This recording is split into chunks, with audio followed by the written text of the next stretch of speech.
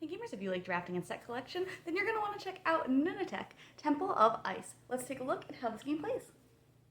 In this game, players will take turns drafting cards from the offer, and when they do that, they'll be trying to collect sets of the different types of cards, as they will all score a little bit differently depending on which type they are.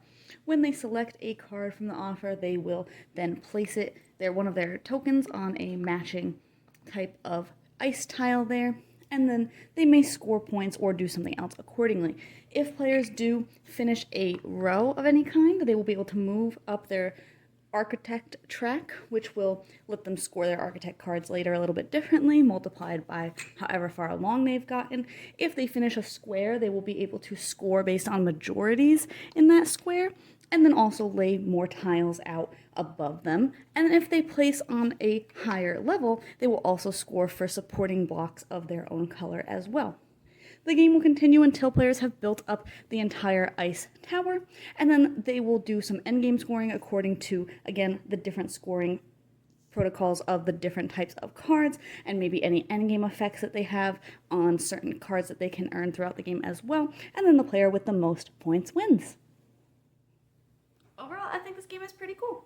I think that the game kind of just flows really well. You just draft a card, place your ice block on the matching kind of tile, and then do a couple of little scoring things depending on where that was placed. A lot of times you won't score anything just because there's not enough ice blocks out to make a square, or you're just putting it somewhere else for just because you needed a certain type of card, things like that. But I think that even when you get to the end game and you're scoring all the different sets of cards and things like that, that is also very smooth, which I like. So I think it is very approachable, very good for a wide type of gamers. So I really like all aspects of that.